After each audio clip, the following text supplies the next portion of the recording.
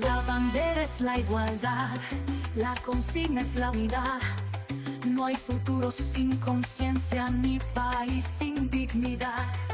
Desde el campo y la barriada hasta el aula y el taller, la esperanza organizada ya no se deja vencer.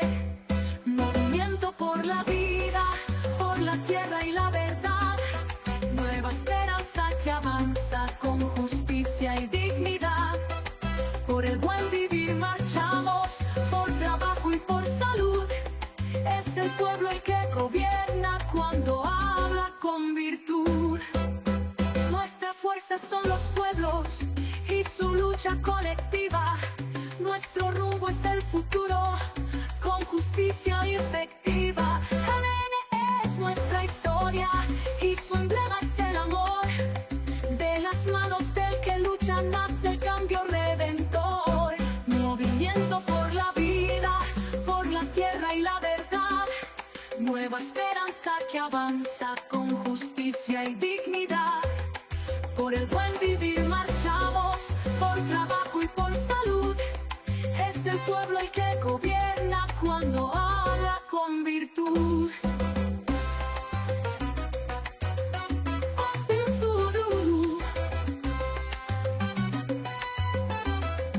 La bandera es la igualdad, la consigna es la unidad. No hay futuro sin conciencia ni país sin dignidad. Por el buen vivir marchamos, por trabajo y por salud. Es el pueblo el que gobierna cuando habla con virtud.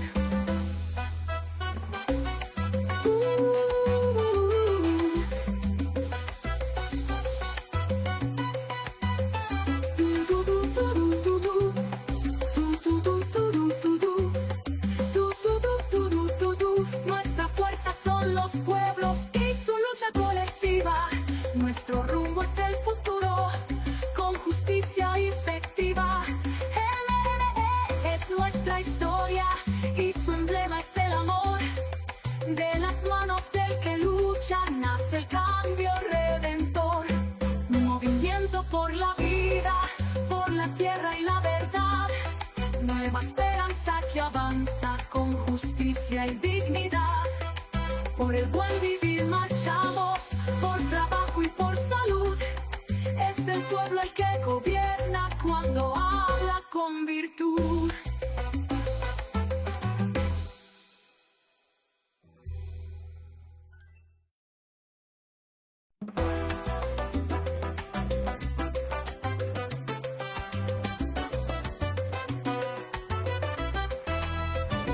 Con el pueblo en pie de lucha y la patria en la mirada, la esperanza nos convoca por justicia organizada. Desde un alma militante y el amor a la nación, nace el rumbo del pueblo con profunda convicción. Movimiento por la vida, por la tierra y la verdad. Nueva esperanza que avanza con justicia y dignidad. Por el buen vivir marchamos, por trabajo y por salud. Es el pueblo el que gobierna cuando habla con virtud. La bandera es la igualdad, la consigna es la unidad. No hay futuro sin conciencia ni país sin dignidad. Desde el campo y la barriada hasta el aula y el taller, la esperanza organizada ya no se deja vencer. Movimiento por la vida, por la tierra y la verdad. Nueva esperanza que avanza con justicia y dignidad. Por el buen vivir marchamos, por trabajo y por salud. Es el pueblo el que gobierna cuando habla con virtud. Nuestra fuerza son los pueblos y su lucha colectiva. Nuestro rumbo es el futuro con justicia efectiva. MN es nuestra historia y su emblema es el amor. De las manos del que lucha nace el cambio redentor. Movimiento por la vida, por la tierra y la verdad. Nueva esperanza que avanza con justicia y dignidad. Por el buen vivir marchamos, por trabajo y por salud. Es el pueblo el que gobierna cuando habla con virtud.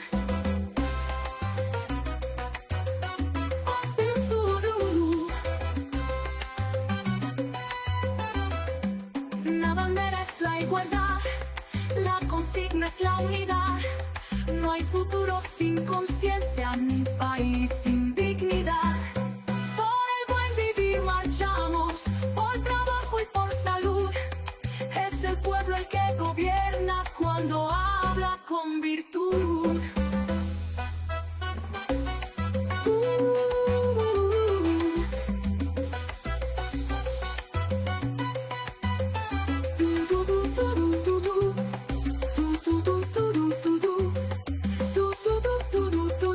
Nuestra fuerza son los pueblos y su lucha colectiva.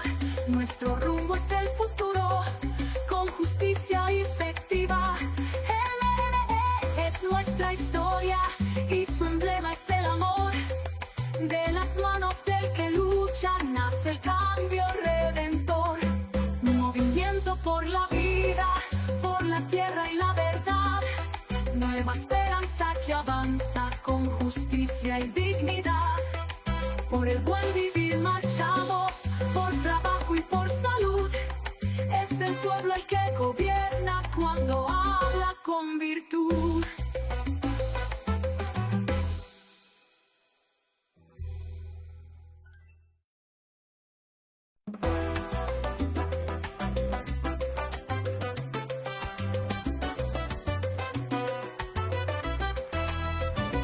Con el pueblo en pie de lucha y la patria en la mirada, la esperanza nos convoca por justicia organizada. Desde el alma militante y el amor a la nación, nace el rumbo del pueblo con profunda convicción. Movimiento por la vida, por la tierra y la verdad. Nueva esperanza que avanza con justicia y dignidad. Por el buen vivir marchamos, por trabajo y por salud. Es el pueblo el que gobierna cuando habla con virtud. La bandera es la igualdad, la consigna es la unidad. No hay futuro sin conciencia, ni país sin dignidad. Desde el campo y la barriada, hasta el aula y el taller, la esperanza organizada ya no se deja vencer.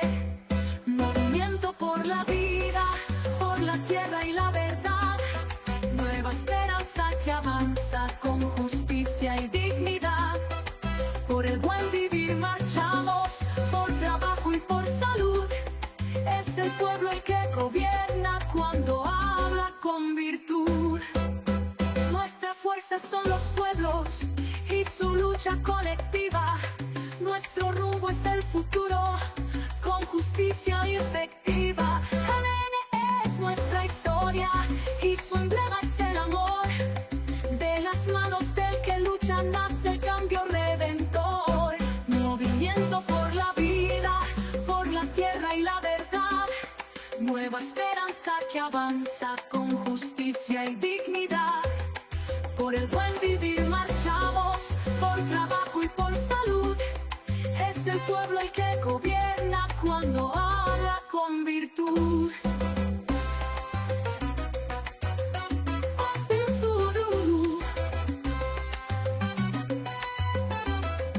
La bandera es la igualdad, la consigna es la unidad. No hay futuro sin conciencia, ni país sin dignidad. Por el buen vivir marchamos, por trabajo y por salud.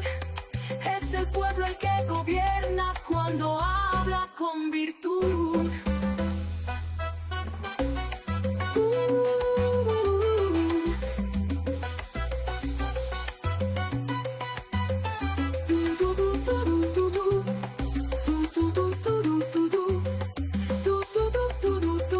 Nuestra fuerza son los pueblos y su lucha colectiva. Nuestro rumbo es el futuro, con justicia efectiva. nuestra historia y su emblema es el amor. De las manos del que lucha nace el cambio redentor. Movimiento por la vida, por la tierra y la verdad. Nueva esperanza que avanza con justicia y dignidad. Por el buen vivir marchamos, por trabajo y por salud. Es el pueblo el que gobierna cuando habla con virtud.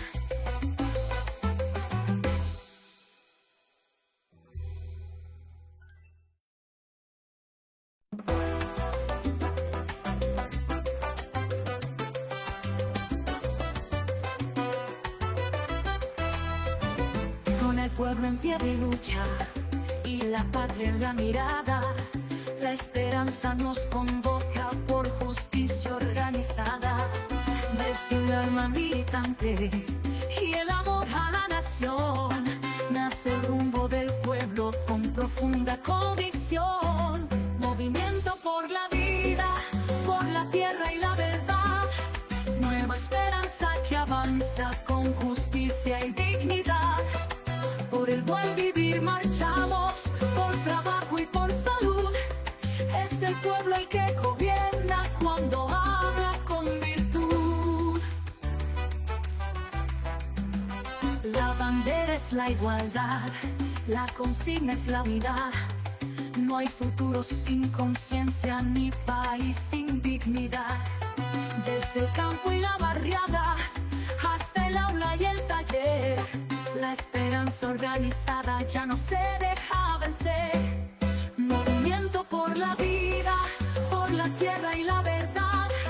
Nueva esperanza que avanza con justicia y dignidad.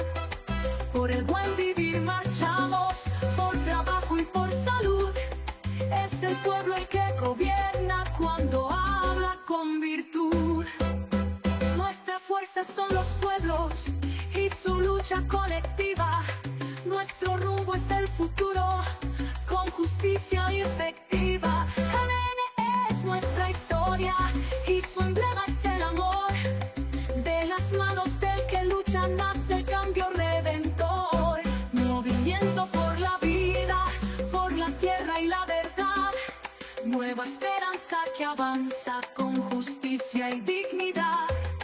Por el buen vivir marchamos, por trabajo y por salud. Es el pueblo el que gobierna cuando habla con virtud.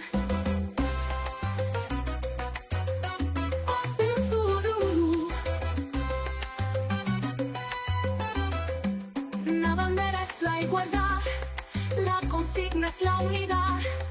No hay futuro sin conciencia ni país sin dignidad. Por el buen vivir marchamos, por trabajo y por salud. Es el pueblo el que gobierna cuando habla con virtud.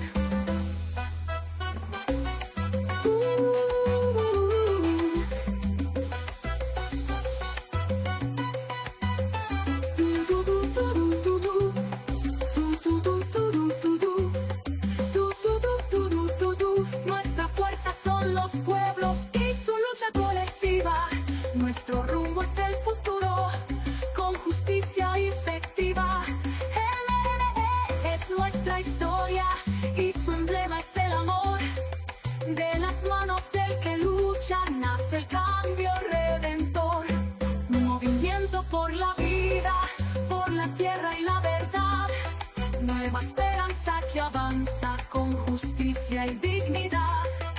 Por el buen vivir marchamos, por trabajo y por salud.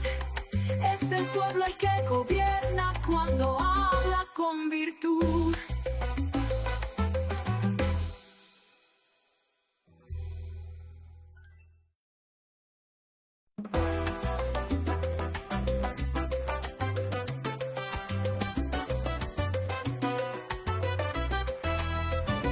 Con el pueblo en pie de lucha y la patria en la mirada, la esperanza nos convoca por justicia organizada.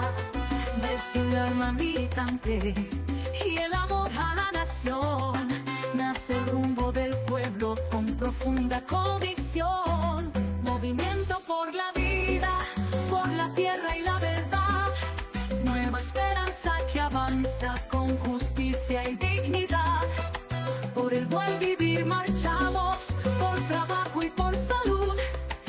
Es el pueblo el que gobierna cuando habla con virtud.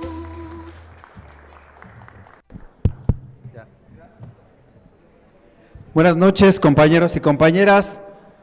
Si gustan ir tomando asiento, vamos a dar inicio a nuestra asamblea semanal del Movimiento Nacional por la Esperanza.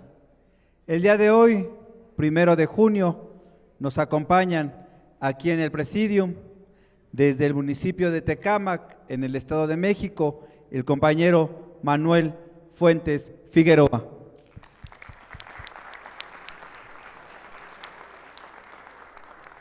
Desde el Estado de Nuevo León, nos acompaña el compañero Luis Molina.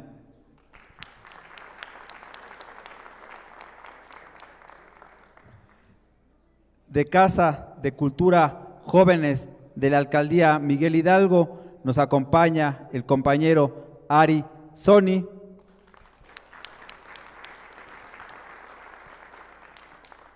Nos acompaña de la Alcaldía Iztapalapa el compañero Eduardo Calderón.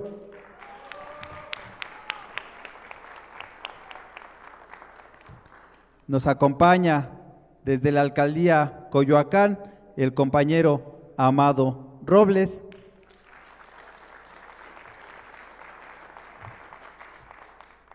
Desde el Poder Judicial de la Federación nos acompaña nuestra compañera Patricia Caballero.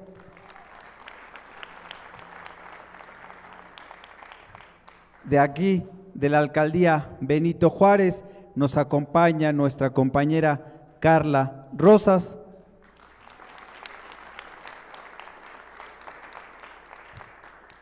Desde el municipio de Amozoc, en el estado de Puebla, nos acompaña nuestro compañero dirigente Uciel de la Rosa.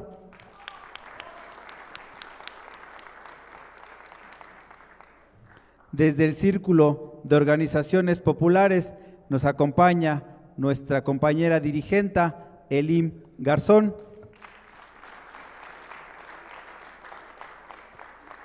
Y como cada 8 días, nuestro dirigente nacional, el profesor René Bejarano Martínez.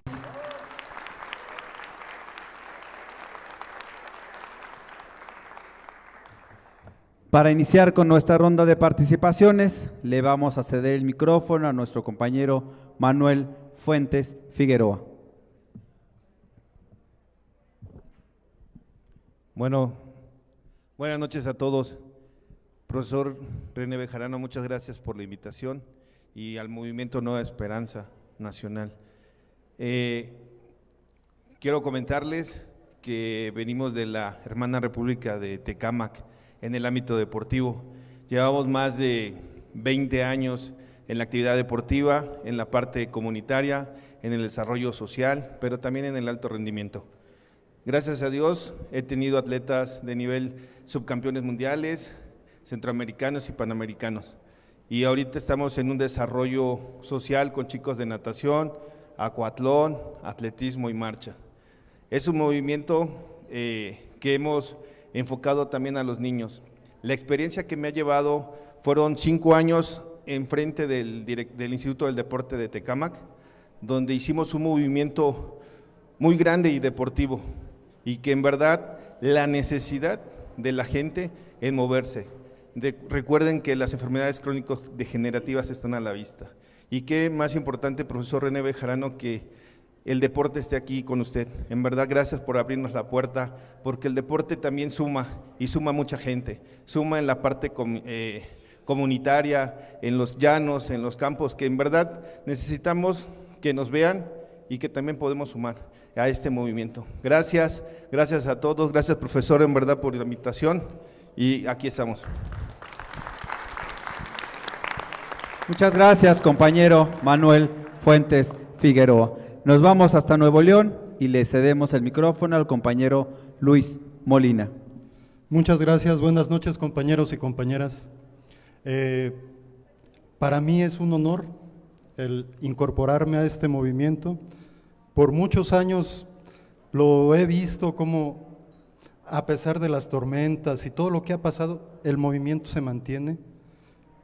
Políticamente yo pertenecía a otra corriente, pero ahorita estoy viendo que realmente esta es la fuerza que debe de llevar, porque está buscando la unidad de todas las fuerzas políticas dentro de la izquierda. Me da gusto encontrarme caras conocidas por estos lugares, y desde Nuevo León traemos un proyecto para que la 4T ahora sí se consolide en el Estado y por fin podamos entrar al norte con gran fuerza. Traemos todo el punch, todas las ganas, toda la energía, y repito, muchas gracias, profesor, por aceptarme, incorporarme al movimiento, y vámonos para adelante. Y muchas gracias, buenas noches a todos. Muchas gracias, compañero Luis Molina. Ahora nos vamos a la Alcaldía Miguel Hidalgo y le cedemos el micrófono al compañero Ari Soni. Hola, buenas noches, dirigente, buenas noches, gracias por el espacio y buenas noches a todos, parte de este movimiento. Les voy a decir, los movimientos políticos cambian, sí, pero los movimientos históricos, como el de nosotros, transforman sociedades. Hoy no vengo a hablarles de una idea al aire, hoy no vengo a hablarles de ideas poco convencionales, vengo a presentarles una herramienta de alta estrategia, política y social, nuestra próxima Casa de Cultura, operada a través de una asociación civil. Los compañeros de la oposición se desgastan en discusiones diarias en los medios, mientras nosotros vamos a ganar el territorio donde realmente importan en las familias y los jóvenes de las clases medias. Una casa de cultura no es un centro de entretenimiento, es un nodo de resistencia cultural y de organización social. Es el espacio donde el movimiento va a abrazar a las madres de familia, va a rescatar a los jóvenes de la calle y va a capacitar a las bases. Es poder blando en su máxima expresión. Es demostrarle a la gente que con hechos lo que significan nuestros proyectos de nación día con día. Quiero ser muy claro en esto, no estamos improvisando, este proyecto ya es una realidad institucional. Me orgullece informarles que ya tenemos el aval del INBA. ¿Qué significa esto? Que tenemos el respaldo de la máxima autoridad de cultura del país. No somos un taller vecinal improvisado, somos una institución avalada que va a ofrecer talleres de arte, educación con validez oficial y la estructura legal como la asociación civil está lista. El blindaje fiscal está hecho y el aval técnico ya lo ganamos. El motor está afinado, la carrocería está impecable y las llaves están sobre la mesa. Lo único que nos falta hoy para encender este proyecto, el proyecto Estudio Morán, es abrir las puertas de la casa, que es el combustible de nuestra sociedad. Necesitamos nuestros recursos operativos para poner en marcha el inmueble, equipar las aulas y arrancar el despliegue territorial. Cada peso invertido aquí es un gasto, es una inversión legítima, es una inversión en estructura y una inversión en un futuro de nuestro movimiento. Ayúdanos a poner en funcionamiento en este bastón, denos las herramientas y nosotros les entregaremos a una comunidad organizada, leal y profundamente agradecida con las causas de este movimiento. Muchísimas gracias por su atención y pues adelante. Muchas gracias, compañero Ari Soni. Nos vamos hasta Iztapalapa y le cedemos el micrófono a nuestro compañero Eduardo Calderón. Buenas noches, ¿qué tal? Muchas gracias, compañeros, compañeras, compañeros del presidio y profesor René Fejerano, muchas gracias por el espacio. Y también quiero agradecerle al profesor y a la maestra Dolores Padierna, que son grandes referentes y que inspiran realmente a trabajar en la política de una manera que genera orgullo. Y es uno de los motivos por los que yo decidí escribir un libro. Este libro se llama La política de los perros, que es un ensayo político, sátira también, que busca reivindicar el noble oficio de la política. No, porque conocemos muchos los vicios, pero también sabemos que existe una parte muy noble, muy importante que tenemos que trabajar. Y quiero extender una invitación a todos y a todas a la presentación de esta obra que la realizaré el día 18 de junio en Lecumberri, en el Archivo General de la Nación. Están todos invitados e invitadas va a ser a las 4 de la tarde, ahí en Lecumberri, y me gustaría decirles que ya los traigo los libros impresos, pero no, los voy a traer en 2 semanas aquí mismo a la asamblea para empezarlos a dar. Y por otro lado, bueno, esa es la invitación principal, pero el libro ya lo voy a empezar a presentar ahorita en Iztapalapa, este 4 de junio. Posteriormente lo vamos a presentar en Guayaquil, Ecuador, el lunes 8 de junio. Después viene la presentación principal, que va a ser el 18 en Lecumberri, que les extiendo la invitación. Después el 19 de junio en Tijuana, Baja California, y el 23 de junio en Los Ángeles, California. La idea es llevar este mensaje a donde más podamos, pero no solamente en los espacios clásicos, sino regresando a México los primeros días de julio. La idea es recorrer las colonias, las organizaciones, los predios, los campamentos, los círculos de estudio instalados en las colonias y en los lugares que nos inviten. Vamos a estar principalmente en Iztapalapa, pero también si nos invitan en el Estado de México, en el Estado de Morelos, en cualquier otra alcaldía, con mucho gusto vamos a estar presentes, porque creemos que el conocimiento no es algo que se debe de tener, sino que debe de fluir. Y por último, quisiera hacerles una breve lectura que tengo respecto al libro, que son las palabras del autor. Y dice: escribí este libro con la intención de reflexionar sobre lo que vivimos ayer, lo que vivimos hoy y lo que inevitablemente viviremos mañana. Lo primero que quiero dejar claro es esto: aquí no encontrarán leña para la guerra sucia de la derecha encabezada por los prianistas, que lejos de interesarse por el pueblo, realizan una estrategia de máscara hipócrita y traidora. Creo que la ambición, el egoísmo y el profundo individualismo son en gran parte las causas de la podredumbre política que heredamos, y aunque vivimos una transición desde la Cuarta Transformación, aún hay muchas cosas que desterrar. Al momento de escribir este libro, vivimos en Latinoamérica un periodo difícil, en el que el imperialismo estadounidense ha vuelto a golpear con fuerza a nuestra región.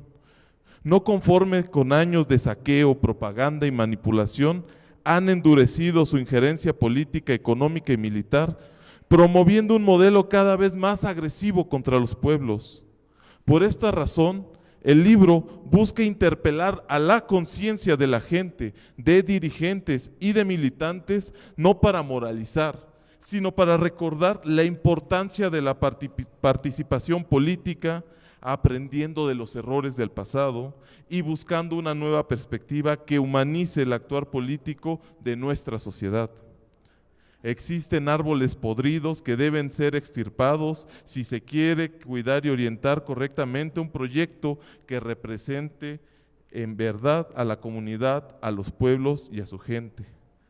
Esta obra está dedicada a todas las personas que desde el territorio han hecho grandes esfuerzos por su gente, muchas veces desde el anonimato, otras desde el foco público, pero siempre con compromiso. A todas ellas, gracias.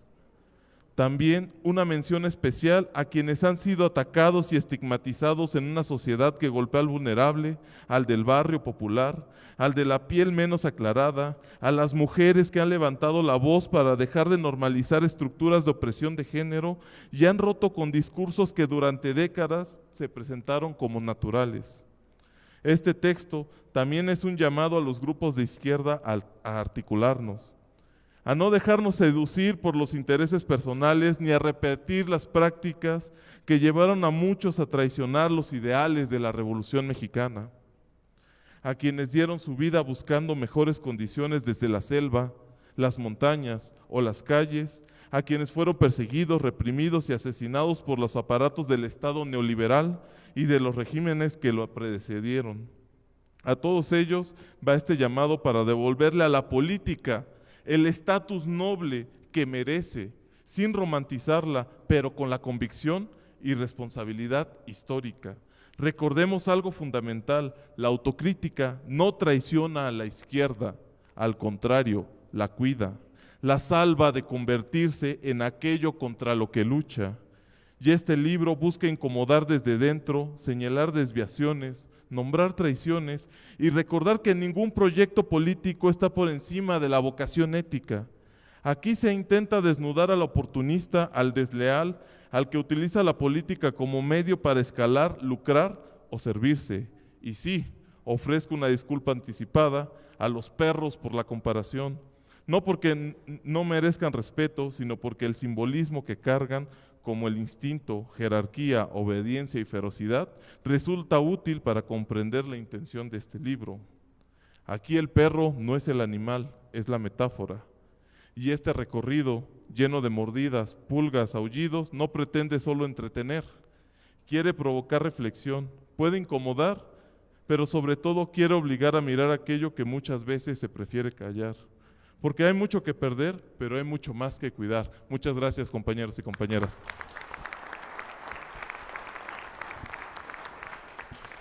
Muchas gracias, compañero Eduardo Calderón, por compartirnos esta reflexión. Ahora nos vamos hasta Coyoacán y le cedemos el micrófono al compañero Amado Robles. Muchas gracias, Miguel.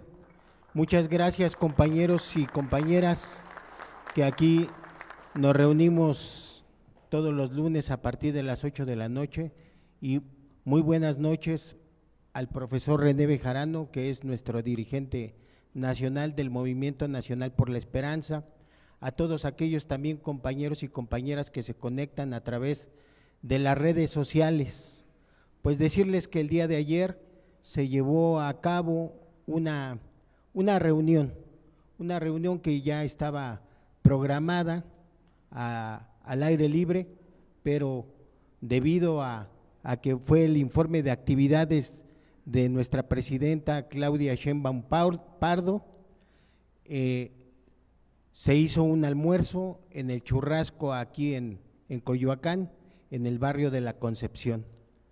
Y bueno, entre otras cosas, se abordaron temas sobre todo de unidad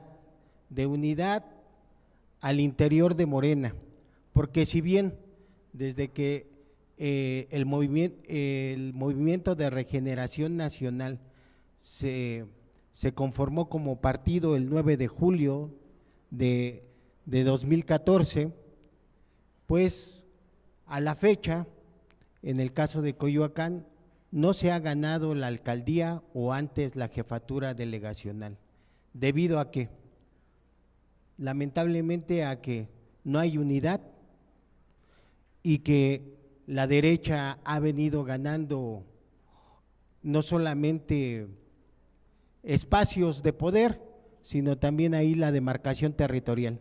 Y desde el 2015, ya conformado Morena, pues lo único que se pudo rescatar, bueno, en el caso de Coyoacán se compone de 4 distritos, 2 locales y 2 federales. Y desde el 2015, pues nada más se ganó 2 diputaciones, el 8 federal y el 26 local. Y así, en 2018, por cierto, en esta reunión nos acompañó la compañera ex jefa delegacional, y en el 2018 también candidata a alcaldesa, la compañera actriz y política María Rojo en Cháustegui, nos acompañó el día de ayer, pero en el 2018 lo mismo fue, debido a que no hubo unidad al interior de Morena, los de enfrente nos ganaron. 2021, pues bueno, no solamente perdimos el distrito 8 federal, pues nada más se pudo rescatar uno, que fue el local, y en aquel entonces uno de los dirigentes panistas de ultraderecha, el llamado Cuadri, pues nos ganó, lamentablemente, y fue también por falta de unidad al interior de Morena. Hay demasiadas fisuras, y qué decir en el 2024. En el 2024 pues también nos volvieron a ganar, y yo creo que al interior de Morena hay en estos momentos cierta disposición y yo creo que si hay una buena operación política, pues vamos a poder rescatar el caso de Coyoacán. Y la derecha en esta ocasión pues se va a hacer a un lado, no sin menospreciar que hay una campaña de desprestigio a nivel nacional que ellos llevan a cabo, pero por lo demás yo creo que a través de los buenos oficios de diversos compañeros y compañeras vamos a poder rescatar a la alcaldía de Coyoacán. Pues muchas gracias, compañeros y compañeras. Muchas gracias, compañero Amado Robles. Ahora le cedemos el micrófono a nuestra compañera Patricia Caballero.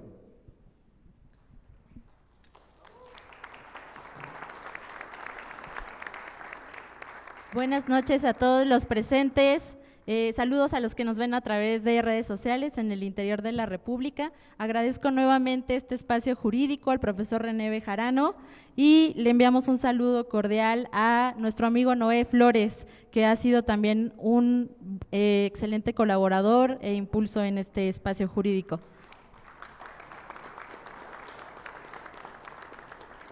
Bueno, el día de hoy quiero compartirles una sentencia que se emitió recientemente, el 31 de mayo, por la Corte, y esto es acerca de las facultades que tiene la Profeco para multar a las gasolineras que den menos gasolina de las que cobran. Se emitió con fecha de 31 de mayo y este sin duda es un precedente muy importante para todos los ciudadanos porque impacta en el bolsillo y la economía de todos nosotros. Este amparo en revisión, para los que estén aquí, abogados y no abogados, es el 93/2026 y básicamente nos dice que no solo se pueden inspeccionar a las gasolineras, sino también sancionarlas y obligarlas a pagar multas cuando engañen a los consumidores. Este caso comenzó por la denuncia de un ciudadano en el estado de Guanajuato contra una gasolinera porque evidentemente el dispensador le despachó menos gasolina de la que le cobró. ¿Qué artículos se validan con esta sentencia? Bueno, pues principalmente los contenidos en la Ley Federal de Protección al Consumidor, en el artículo 24 y 134. La Corte nos dice básicamente que la Profeco sí puede imponer multas, y esto con qué facultad y con fundamento en el artículo 21 constitucional y 28, que determina que puede la Profeco cobrar y ejecutar de manera coactiva sus multas. Eso no significa que la Profeco no solo puede detectar irregularidades y fijar una sanción, sino que también puede hacer efectivas estas multas siempre y cuando se cumpla el procedimiento legal correspondiente. Bueno, esta decisión va a afectar principalmente a todas las gasolineras que operen con dispensadores alterados o irregulares, las que entreguen menos combustible del cobrado, las que no atiendan verificaciones de la autoridad y las que incumplan medidas relacionadas con la protección al consumidor. Para esto es importante que cada caso se analice con pruebas y conforme al procedimiento legal. ¿Cómo va a funcionar esto? Evidentemente ustedes tienen un problema así y tienen que presentar una denuncia ante la Profeco con su ticket y comprobando, iniciando este procedimiento para que posteriormente la Profeco analice si es viable o no multar a la gasolinera que les hizo pues este fraude, ¿no? Esta resolución nos deja 3 puntos claves principales que quisiera compartir con ustedes, y el primero es que la Profeco sí puede sancionar a gasolineras con dispensadores irregulares.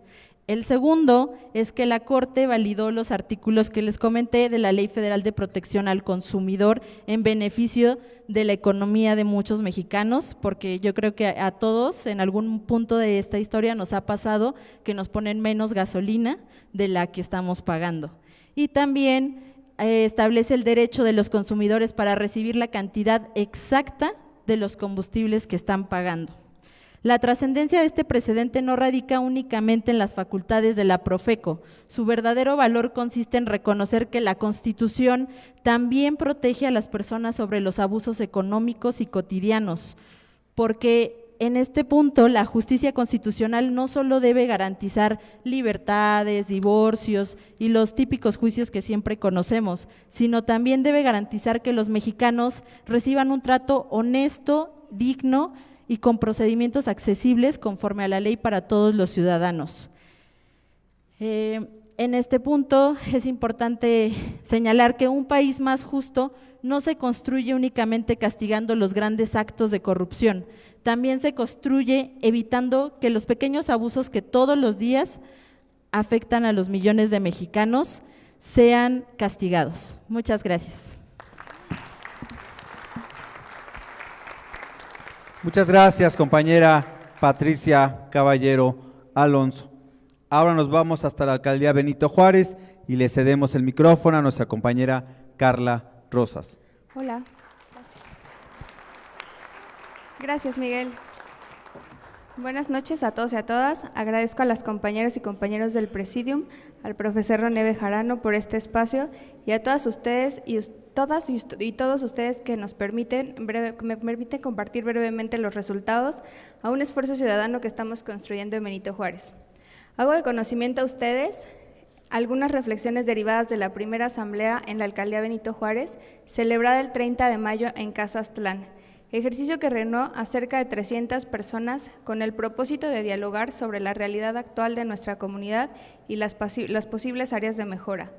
La experiencia permitió observar un fenómeno que resulta especialmente relevante para quienes buscamos la unidad social, la recuperación de espacios mediante el diálogo y la construcción colectiva. Durante la jornada se escucharon diversas inquietudes relacionadas con la vida cotidiana de los habitantes de la alcaldía. Entre ellos destacaron preocupaciones sobre la capacidad de la infraestructura urbana para responder al crecimiento poblacional, particularmente en materia de sistemas eléctricos, hidráulicos, movilidad, manejo de residuos y acceso a vivienda digna frente al crecimiento constante de las rentas. Asimismo, diversos vecinos manifestaron la percepción de una distancia creciente entre las autoridades y la ciudadanía, señalando la necesidad de los gobiernos más cercanos, sensibles y orientados al servicio de las personas.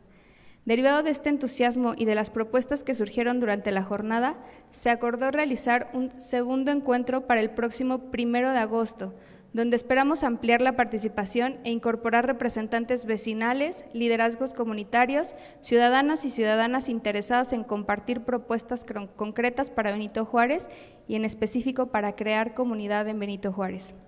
Me voy muy motivada porque lo que vivimos en el primer encuentro, cuando una comunidad se reúne para dialogar con respeto, escuchar distintas voces y pensar soluciones, comienza a construirse algo importante más que un proyecto político. Comienza a construirse la confianza, y la confianza es el primer paso para transformar cualquier comunidad. Muchísimas gracias a todos por su atención. Muchas gracias, compañera Carla Rosas. Ahora nos vamos hasta Amozoc, en el estado de Puebla, y le cedemos el micrófono al compañero Uciel de la Rosa. Buenas noches, Presidium. Gracias por permitirnos, gracias maestro René, por permitirnos estar en estas reuniones. Por primera vez que hoy estamos en este lugar y pues la verdad nos sentimos dichosos desde nuestro municipio de Amozoc.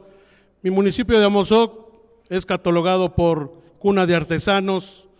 Allá nuestros artesanos, todo lo que elaboran lo hacen hecho a mano, no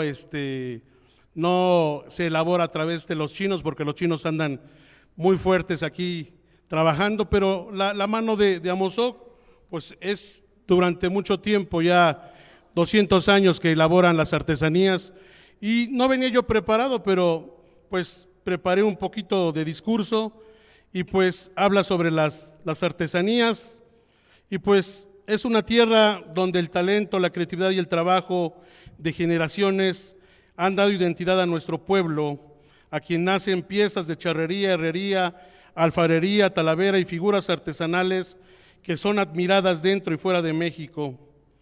Las manos de nuestros artesanos no solo crean obras de arte, también perseveran nuestra historia, nuestra tradición, nuestras raíces.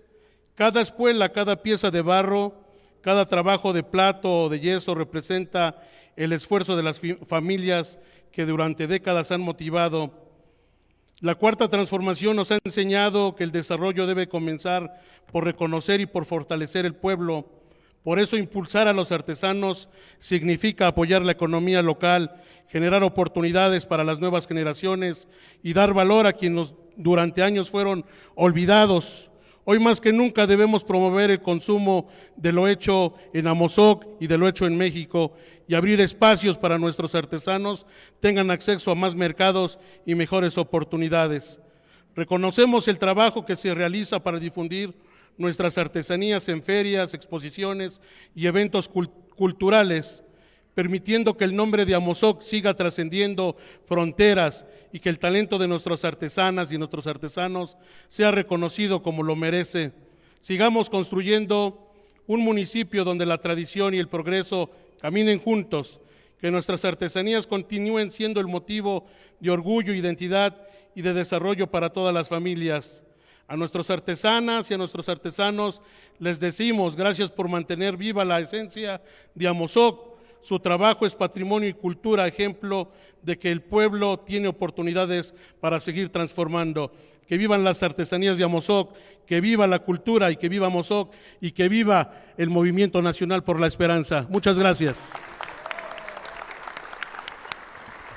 Muchas gracias, compañero Uciel de la Rosa, por estas palabras. Ahora le cedemos el micrófono a nuestra compañera Elim Garzón, del Círculo de Organizaciones Populares. Qué bueno que el compañero no venía preparado. Muy buena noche a todos y a todas. Les agradezco mucho al profe René, a la compañera Dolores por siempre darme su confianza y su apoyo para estar aquí en la Asamblea Nacional del MNE. Y bueno, les quiero decir que es un honor dirigirme a ustedes en representación del Tianguis de San Martín en Puebla, que por cierto es el tianguis más grande de Latinoamérica. El tianguis es un espacio que representa mucho más allá que comercio. Es un punto de encuentro donde se fortalecen nuestras tradiciones, nuestra cultura y el trabajo de cientos de familias que día a día impulsan la economía de cada una de nosotros. Cada compra realizada en el tianguis apoya directamente a emprendedores, a productores y trabajadores locales, fortaleciendo el desarrollo económico de nuestra región. El tianguis de San Martín es un ejemplo de unidad y colaboración. Encontramos el valor de nuestras raíces, el espíritu emprendedor de nuestra gente y la oportunidad de construir un mejor futuro para todos. Muchas gracias al profesor René y a la maestra Dolores por su confianza y su apoyo. Les deseo una excelente noche y muchos más logros para todos y todas ustedes. Que viva San Martín, que viva el MNE. Gracias. Muchas gracias, compañera Elim Garzón. Se integra con nosotros nuestra compañera de la organización Voces del Pueblo, Gela Huerta, y a la cual le cedemos el micrófono. Buenas noches a todos, profesor, compañeros.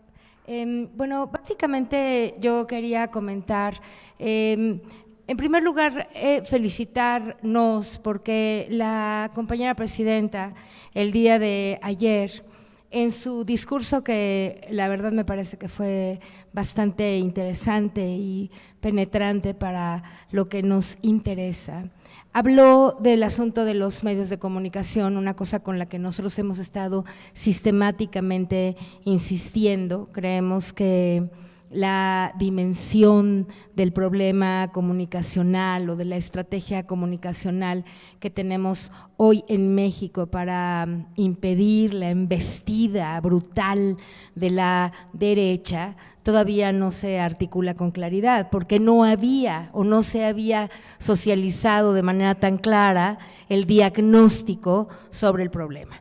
Y francamente ayer la doctora Claudia Sheinbaum dijo que sufrimos en este país una embestida mediática de gran calado, y que no solamente tiene que ver con las fuerzas nacionales en contra del gobierno de la Cuarta Transformación, sino también con el espectro continental y lo que los norteamericanos están haciendo ya en otras latitudes. La elección ayer de Colombia fue muy clara, ¿no?, en términos de lo que ya están logrando las fuerzas norteamericanas. Entonces, yo lo que quería comentarles es que a partir de eso, las voces del pueblo, ahora trabajando y en alianza con el Movimiento Nacional por la Esperanza, hemos establecido que es posible, tal cual lo decía la compañera presidenta,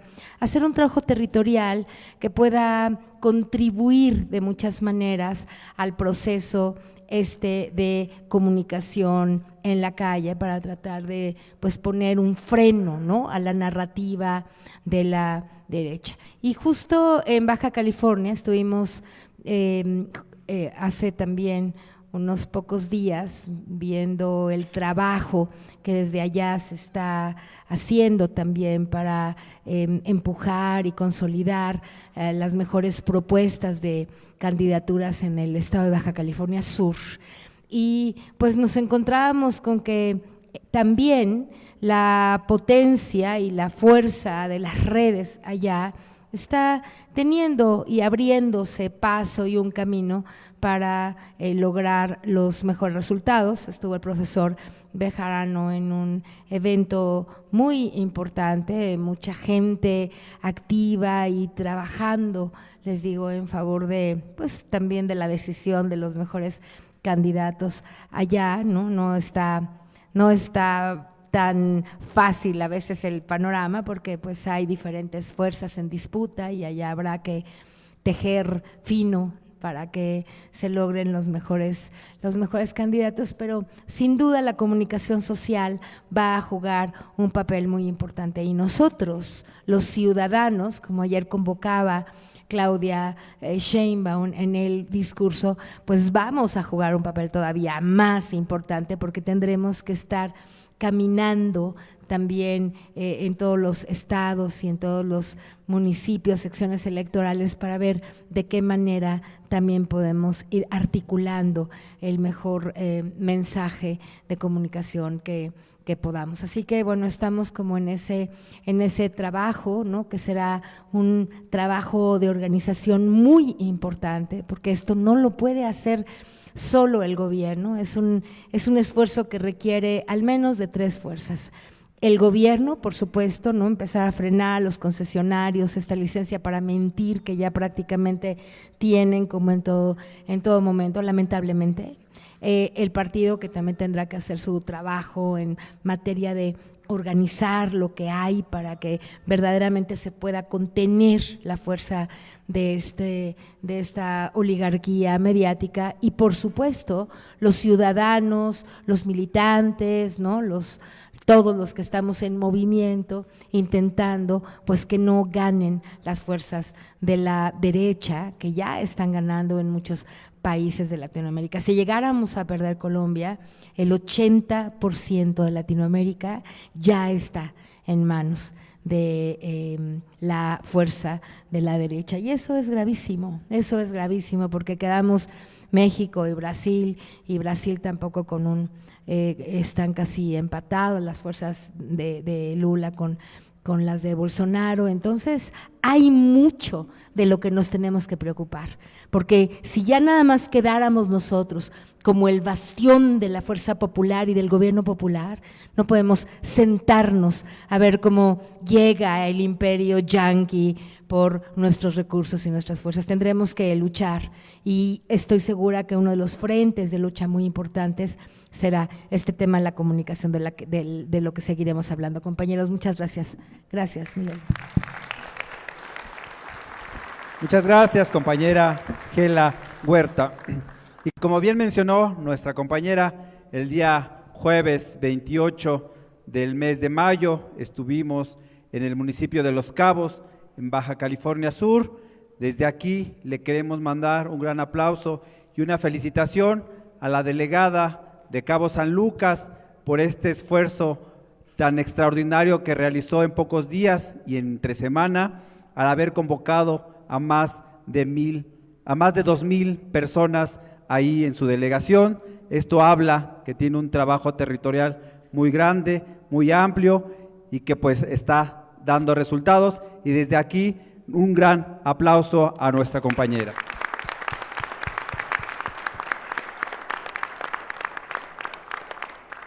El día de hoy, por cuestiones laborales, no pudo asistir nuestra compañera Jenny Moreno para hablarnos sobre temas internacionales, pero como buena compañera y alumna aplicada, nos mandó su video.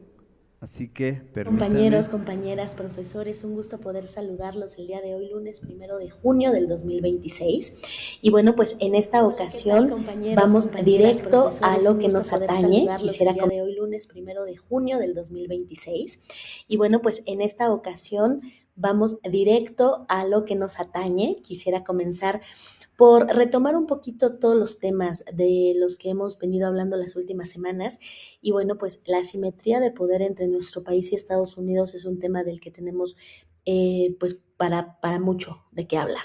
Cuando hablamos del tema de extradición, solemos pensar en un simple procedimiento jurídico. Sin embargo, detrás de cada solicitud existe una relación de poder.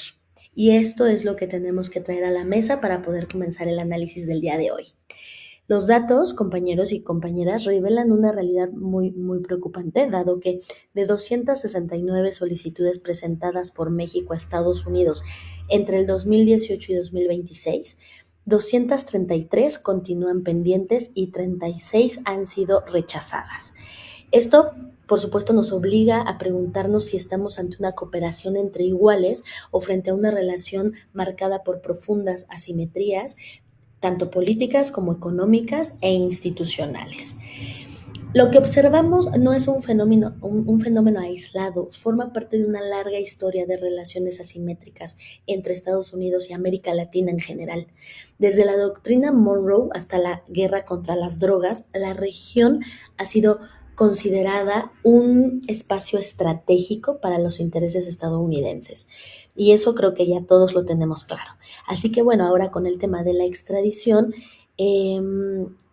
se muestra como una manifestación contemporánea de esa lógica histórica, donde la soberanía formal existe, pero la capacidad real de negociación es profundamente desigual.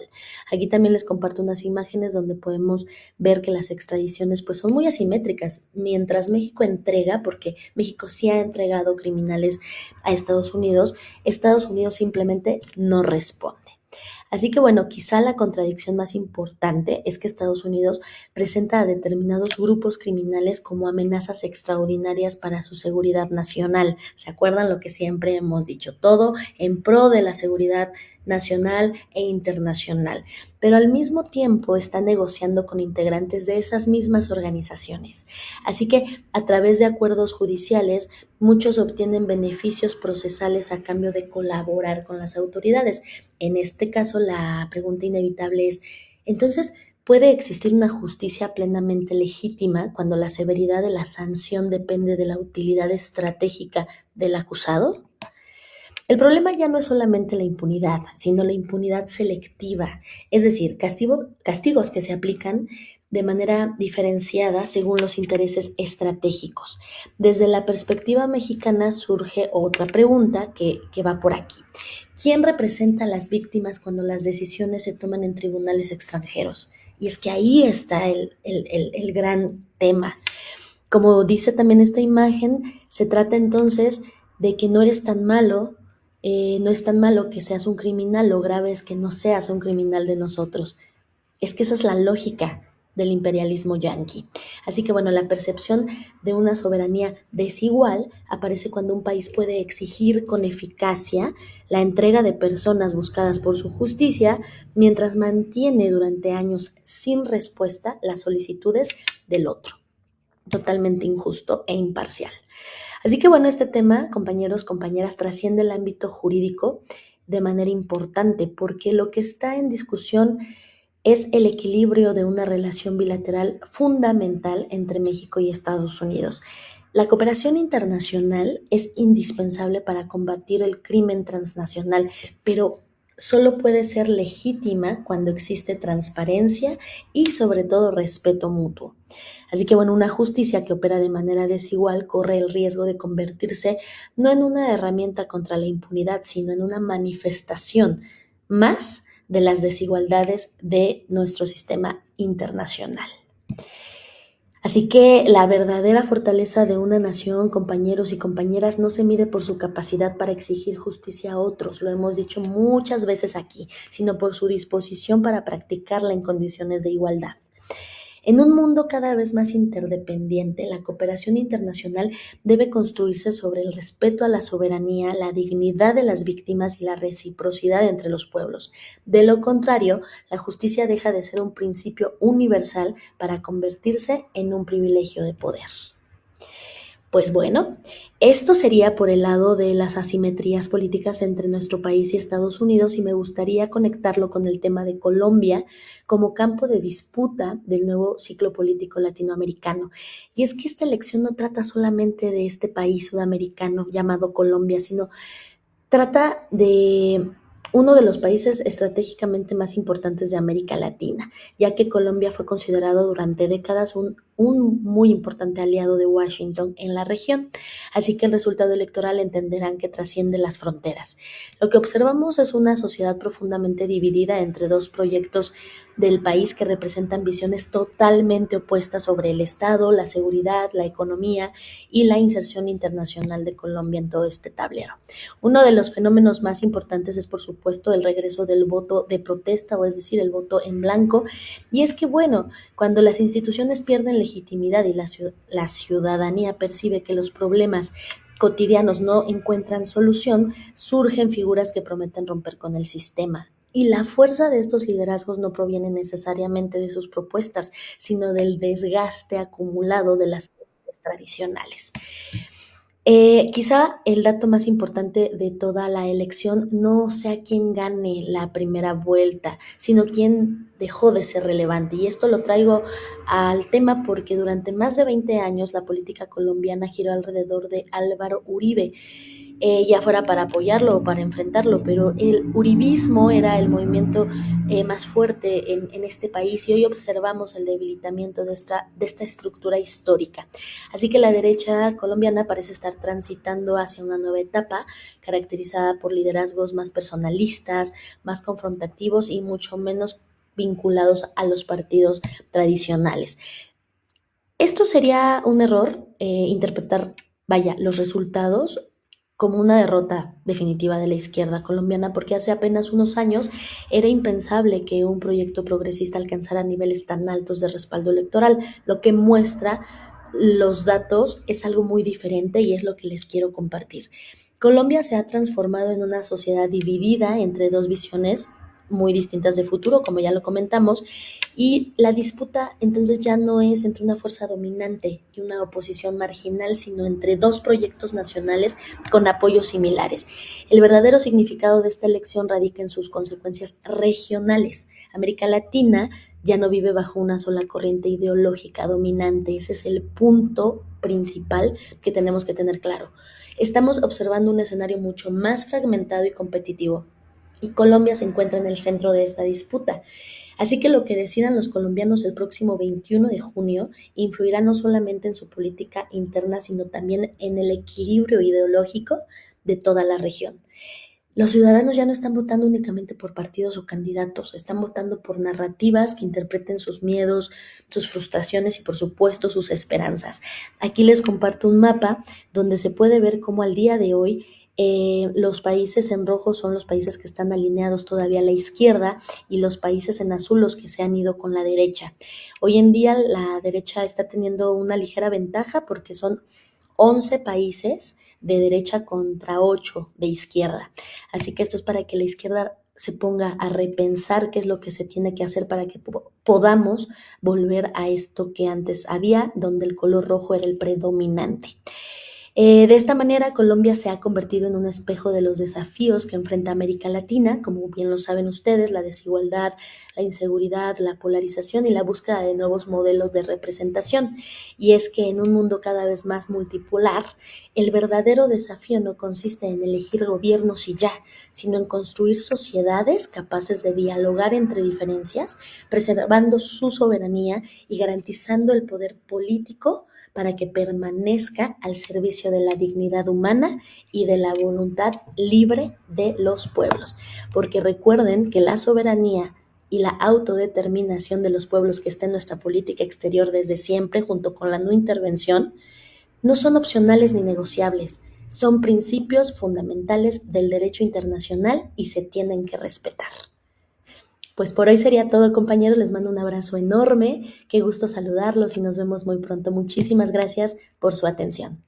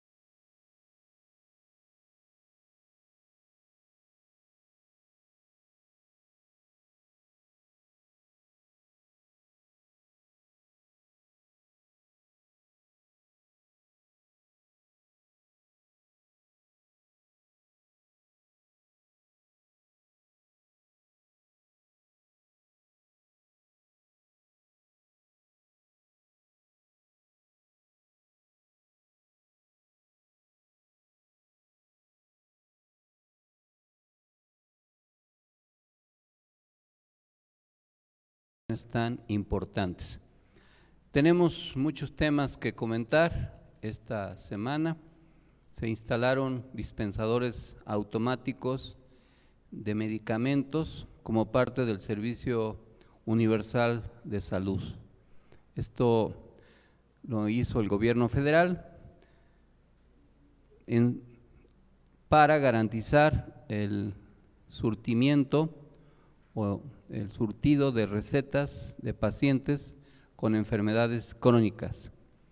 Esta estrategia también contempla el abastecimiento a través de más de 5,000 tiendas de alimentación para el bienestar y una red complementaria de farmacias para zonas con dificultades de acceso. Por otro lado, a un año de su implementación, el programa de salud Casa por Casa acumula más de 18.4 millones de visitas en todo el país. Esta estrategia ha permitido la elaboración de millones de expedientes clínicos y la detección oportuna de casos que requieren atención hospitalaria, fortaleciendo la prevención y el seguimiento médico comunitario.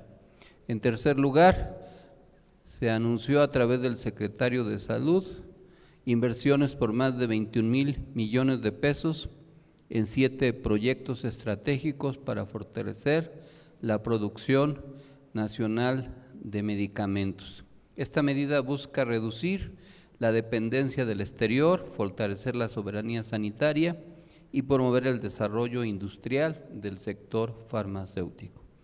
En materia de seguridad y gobernabilidad, el promedio diario de homicidios dolosos bajó a 49% de septiembre de 2024 a mayo de 2026, según lo informó el secretario de Seguridad, quien afirmó que este ilícito y los delitos de alto impacto presentan una tendencia a la baja, sin precedente, y se conserva una estrategia fundamental para seguir avanzando en esta materia. Acerca de la investigación sobre la injerencia de agentes estadounidenses en Chihuahua, la presidenta Claudia Sheinbaum afirmó que la investigación sobre la participación de estos agentes estadounidenses durante un operativo contra un narcolaboratorio en Chihuahua corresponde exclusivamente a la Fiscalía General de la República y no constituye un asunto político. El caso se ha reavivado o ha revivado el debate sobre los límites de la cooperación bilateral en materia de seguridad y el respeto a la soberanía nacional. También nuestra presidenta advirtió sobre posibles riesgos de intervención extranjera en elecciones. Tras la aprobación de la reforma relacionada con la nulidad de elecciones, la presidenta señaló la necesidad de definir con claridad qué conductas podrían considerarse intervención extranjera en procesos electorales con el fin de garantizar la autonomía de las instituciones democráticas. Como seguramente están enterados, el dictamen final se pospuso para su presentación para poderlo afinar y que tuviera mayor consistencia jurídica. Pero esto no quiere decir que se haya abandonado esta iniciativa, más ahora que se confirma una vez más que hay toda una operación internacional para influir en los procesos electorales, como se acaba de confirmar en las más recientes elecciones en Colombia, en donde uno de los factores que influyeron fue la difusión de millones de bots en las redes sociales con noticias falsas, pagados con millones de dólares de origen oscuro, la difusión de noticias falsas y, por ejemplo, las maniobras políticas como la que hizo el presidente ecuatoriano Noboa, anunciando que si ganaba el candidato de la derecha, eliminaría los aranceles que había impuesto recientemente. Esto es una maniobra porque de todos modos los tenía que eliminar, puesto que existía una gran presión de los empresarios ecuatorianos, pero lo hizo con el objetivo de influir en las elecciones.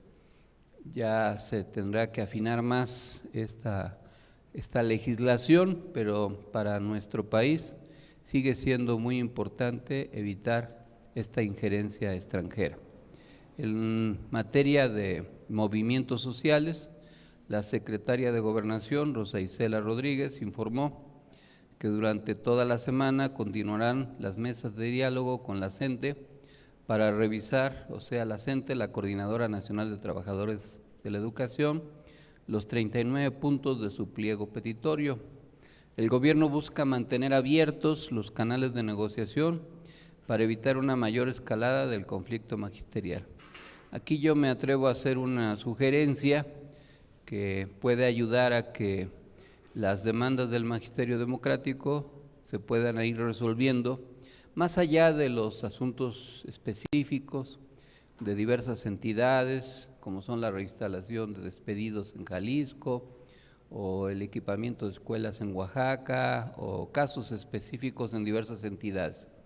El tema de la reforma a la ley del ISSSTE del 2007, que privatizó las pensiones y que dejó en situación vulnerable a quienes se acogieron a ese sistema de retiro, se puede ir resolviendo si bien no hay una capacidad financiera suficiente por el Estado, si el propio Estado, o sea el gobierno, negocia con los banqueros, con las AFORES, para ir modificando gradualmente ese sistema y permita que los trabajadores de la educación y los trabajadores al servicio del Estado puedan retirarse en condiciones dignas, puesto que los que se acogieron a ese sistema de cuentas individuales llegan a retirarse con pensiones de apenas 7, 8 mil pesos al mes,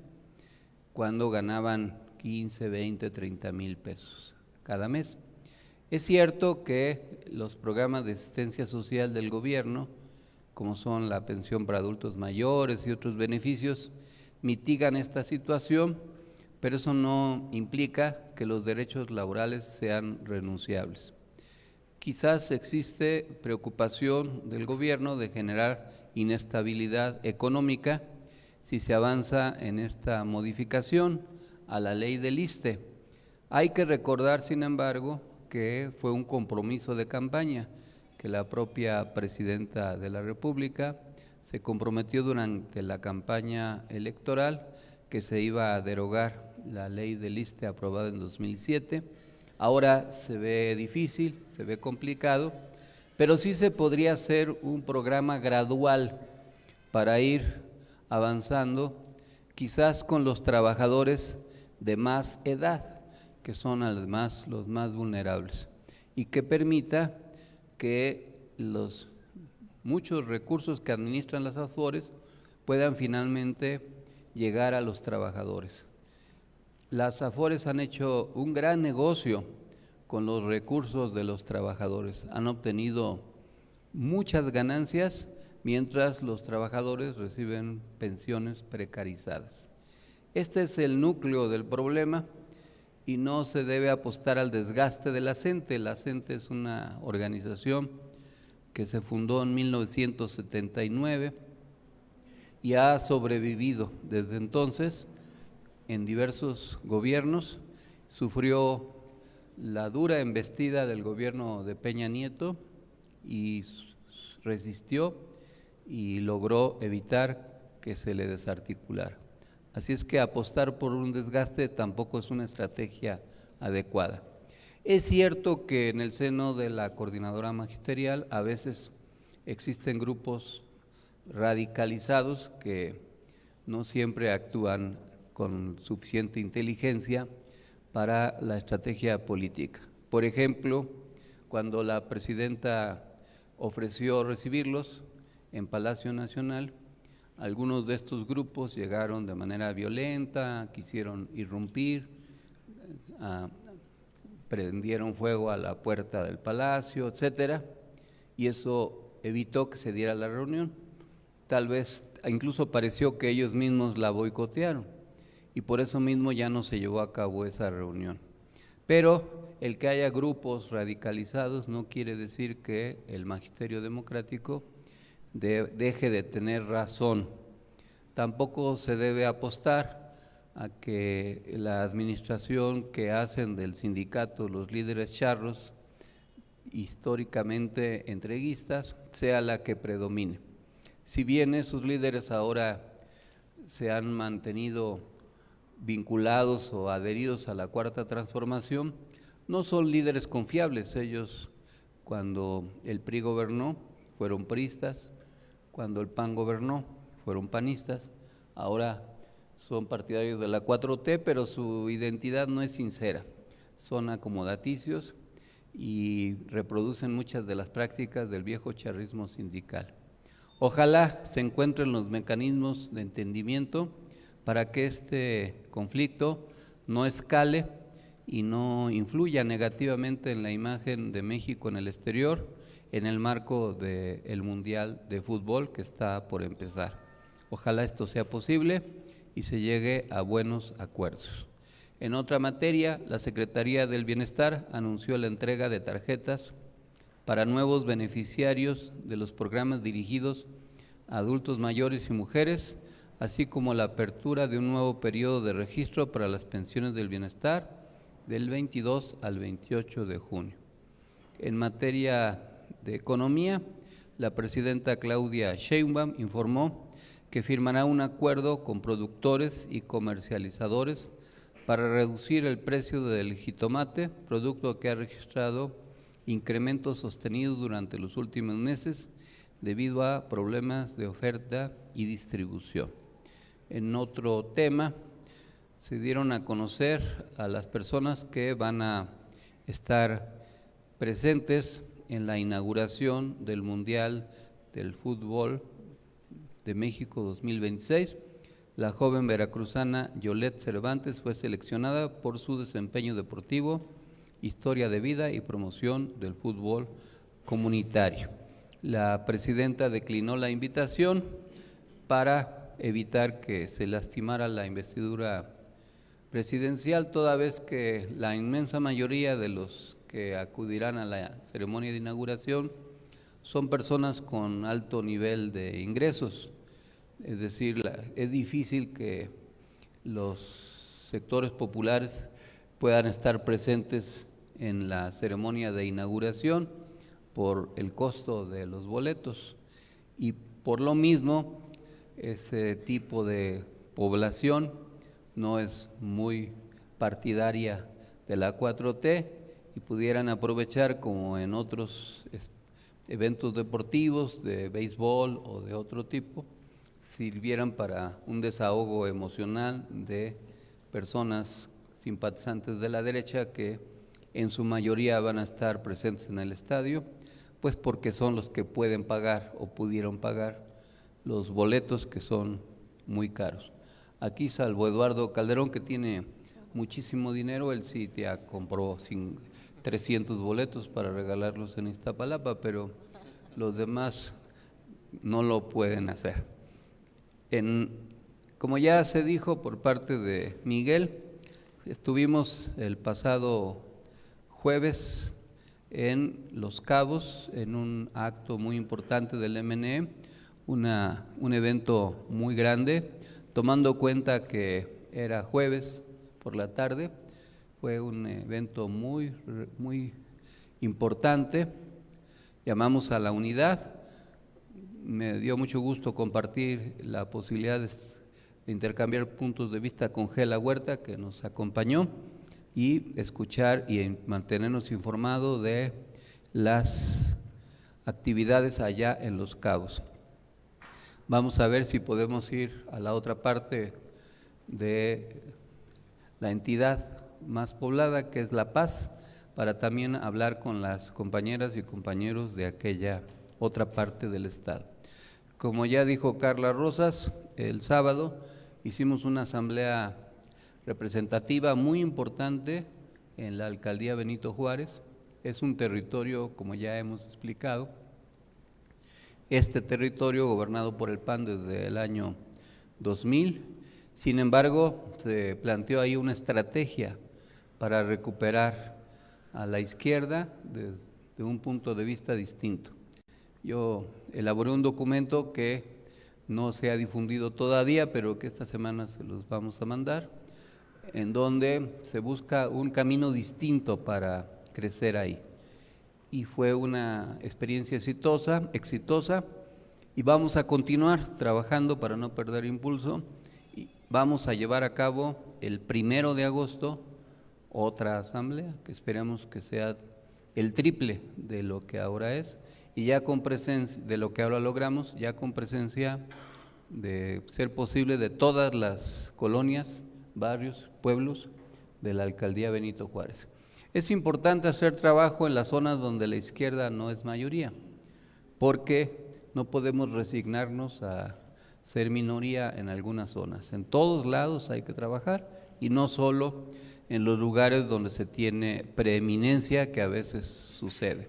Y en esa misma directriz teníamos programado una asamblea en Coyoacán, numerosa, para convocar a la organización también y recuperar el gobierno en aquella demarcación, pero se empalmó con el informe de nuestra presidenta, y lo que se decidió fue algo afortunado, porque nos reunimos el grupo de líderes muy importante ahí en Coyoacán, pero para escuchar, además de mandar mensajes, para escuchar el informe de nuestra presidenta.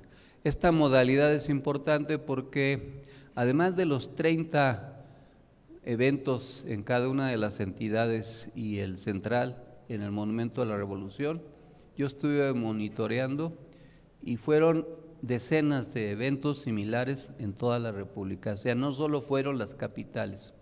Así como nosotros nos reunimos en Coyoacán, hubo compañeros que se reunieron en Tlalnepantla, por poner un ejemplo, y en muchas otras alcaldías. Esa es una buena experiencia que quizás valga la pena se repita, porque permite con menos recursos llegar a más personas y es relativamente más fácil transmitir la información. Muchas veces en los mítines sí es bueno que se vea el número de personas, pero es costoso trasladar a mucha gente, es desgastante, no todos pueden escuchar el mensaje que se transmite, y desde luego la incomodidad que a veces se padece en algunos lugares es importante. Así que ahora en esta modalidad se pudo aprovechar la tecnología, ahora que hay capacidad, y se multiplicó la información, se informó muchas más personas y genera una identidad distinta. Eso es algo que habrá que repetir. Tenemos una agenda muy importante para las próximas semanas. El próximo sábado, retomando orientación de la presidenta de hacer asambleas informativas por todo el país. Vamos a hacer una asamblea informativa en el Edén Mestizaje, que se conoce ahora así con ese nombre, antes se llamaba Parque Mestizaje, es el que está en la esquina que forman las calles Cantera e Insurgentes Norte, frente a la Comercial Mexicana, justo donde fueron reubicadas las estatuas de los indios verdes. En ese lugar se hizo una velaria y vamos a tener un acto masivo el próximo sábado, 6 de junio, a las 11 de la mañana. Es la colonia Santa Isabel Tola de la alcaldía Gustavo Amadero. Si llegan antes, estaría bien, pueden ir a misa temprano a la basílica y ya de ahí se van directos si es que son creyentes.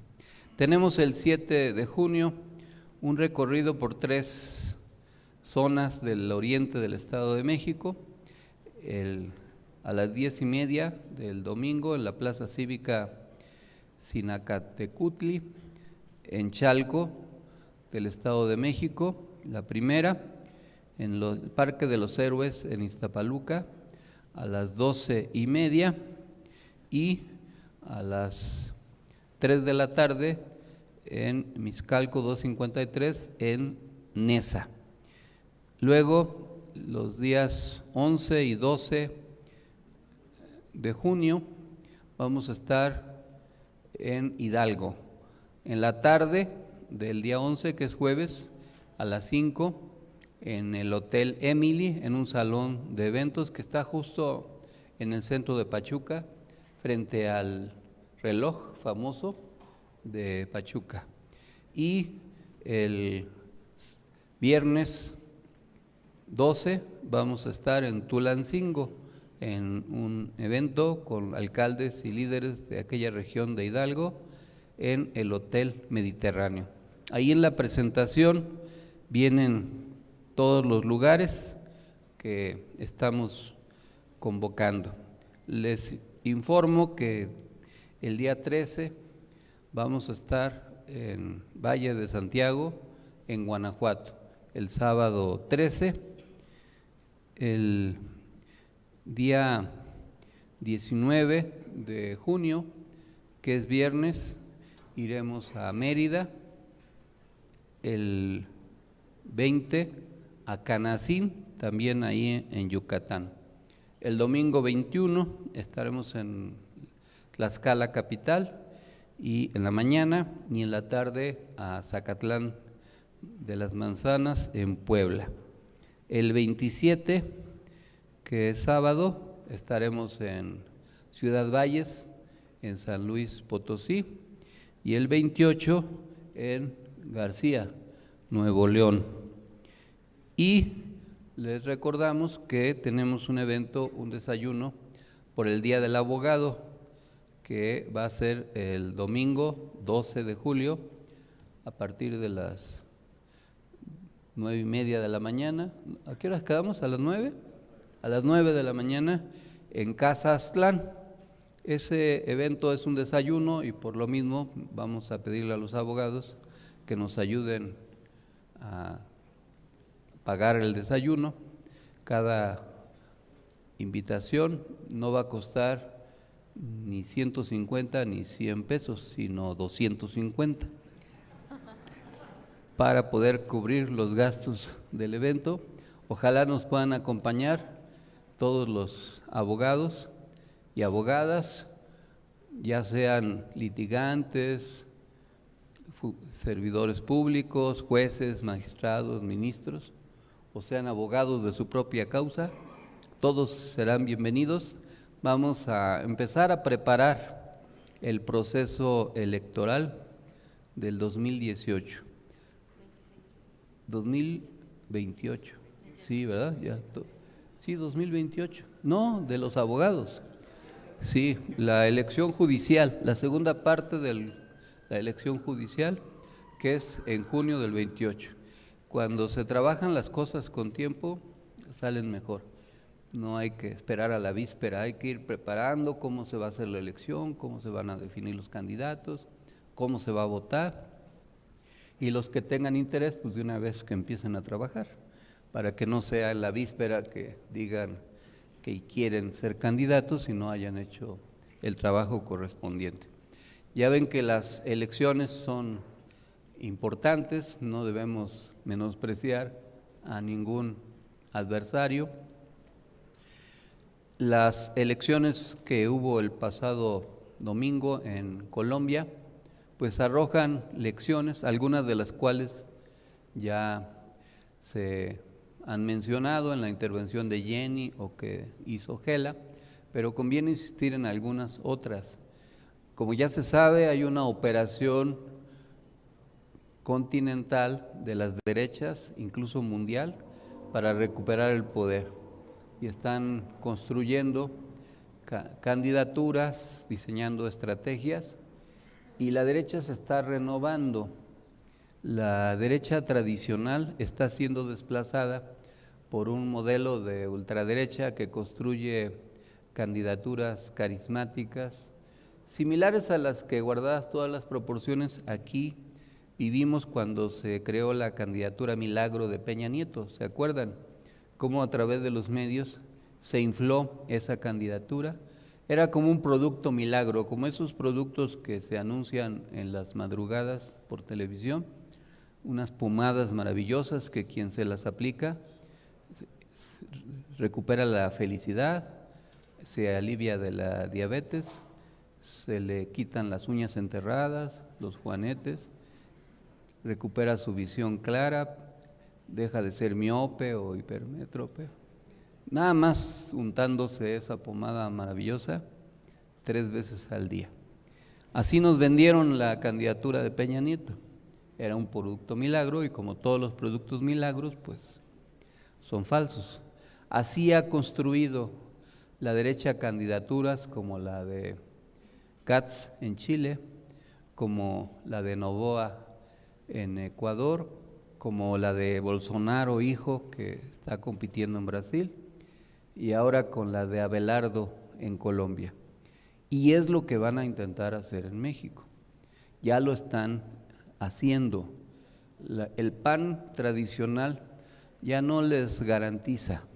Van a buscar una figura diferente, un outsider, aunque venga del sistema, pero que lo presenten antisistema, que sea disruptivo, que pueda tener credibilidad y que capitalice ciertos niveles de inconformidad y que con una campaña multimillonaria, mediática, en redes sociales, a través de múltiples factores, de los algoritmos que se estudian, puedan influir en la votación y que recuperen el poder. Ya vimos cómo en estos últimos años la izquierda ha ido retrocediendo a través de diversas maneras, en Venezuela, en Honduras, en Chile, en Bolivia, en Perú, ahora en Colombia, aunque todavía existe la posibilidad de ganar en segunda vuelta, pero se ve difícil. Existe la posibilidad en Colombia, si se trabajan 21 días, un reajuste de la campaña. La campaña en Colombia se ajustó a los modelos tradicionales de campaña y no se ajustó a la nueva realidad. Se apostó a los núcleos duros y de alguna manera sí se avanzó, porque la candidatura de Cepeda obtuvo 1 millón de votos más que lo que obtuvo Petro. Sin embargo, la derecha se redireccionó porque la derecha tradicional de los uribistas, con la candidatura de la senadora Paloma, en realidad ya votó por Abelardo. El presidente Petro ha denunciado que hubo una manipulación de votos por electores falsos, según él, alrededor de 800,000. Sí hay indicios de que en Colombia se acostumbran a hacer esos datos, esas trampas, porque en la elección anterior 1 millón de votos fueron recuperados por la izquierda, 1 millón. Ahora la diferencia son 500,000 votos, es decir, son solo 3 puntos. Sin embargo, en la segunda vuelta, La ultraderecha de Abelardo va por cuando menos 4% porque ganó 47%. Y la izquierda de Petro va por 7%. No es seguro que todos los votantes uribistas voten por Abelardo porque aunque la candidata Paloma ya anunció el apoyo, el candidato a vicepresidente, que es de la diversidad, ha mostrado que él no va a hacer ese llamado porque en la campaña el candidato Abelardo se la pasó pronunciando discursos homófobos. Sí hay espacio para que la izquierda se recupere. En la elección de Petro compitió habiendo quedado en segundo lugar en las elecciones anteriores. Ahora la diferencia no es mucha, se puede revertir, pero cuesta trabajo, por lo cual pues esperemos que se logre y si no pues ajustarse a las nuevas condiciones. Luego vendrán en octubre las elecciones en Brasil, también son elecciones competidas y veremos cómo se puede sortear eso. Si se pierde definitivamente en Colombia y no se gana en Brasil, pues sí, como ya se dijo, México como izquierda quedaría en una condición vulnerable, más sujeta a presiones del gobierno norteamericano. Por eso es importante estudiar lo que hay que hacer y reflexionar acerca de cómo llegar al electorado, cómo conmover para mover al voto. En el pasado se creía que las campañas pues se ganaban presentando programas de gobierno muy bien elaborados, documentos a veces muy extensos, en donde el candidato pues señalaba lo que se debía de hacer para ganar las elecciones y para gobernar bien. Y se han apelado a los múltiples mecanismos tradicionales de las campañas, como son los carteles, los volantes, los periódicos, las pintas, las lonas, etcétera. Todo eso hay que seguirlo haciendo, pero en la sociedad contemporánea los medios de comunicación son distintos y la información llega rápidamente a través de los celulares, las tablets, la información en internet y se apela básicamente a las emociones, no tanto a las razones, a los efectos emocionales que tiene un discurso. Y se explotan las pulsiones positivas, pero también las negativas. De ahí los discursos, ya sea esperanzadores o de odio. Acuérdense de la campaña de Trump, cómo fue en algunas partes una campaña odiosa hacia sectores o gobiernos o grupos sociales determinados. Y eso se analiza a través del estudio sociológico de la población, se hacen compartimentaciones de la población que va a votar, cuántos, por edades, por clase social, por profesión, por preferencias personales, por el tipo de música que escuchan, por los hobbies o los pasatiempos que tienen, por lo que no les gusta, es decir, lo que se rechaza, por sus frustraciones, complejos, miedos. ¿Y cómo logran tener eso? Pues en las redes sociales. Cada perfil de Instagram, de Facebook, de TikTok, nos desnuda, metafóricamente hablando, porque ahí nosotros mostramos lo que queremos, lo que rechazamos. Cuando abrimos un TikTok, y en 3 segundos lo saltamos, quiere decir que no nos gustó. Pero si alguien se pasa viendo resúmenes de partidos de fútbol, soccer, pues ya lo ubicaron.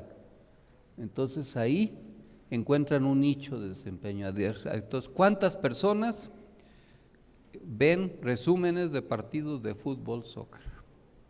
¿Cuántas personas ven ceremonias religiosas a través de internet?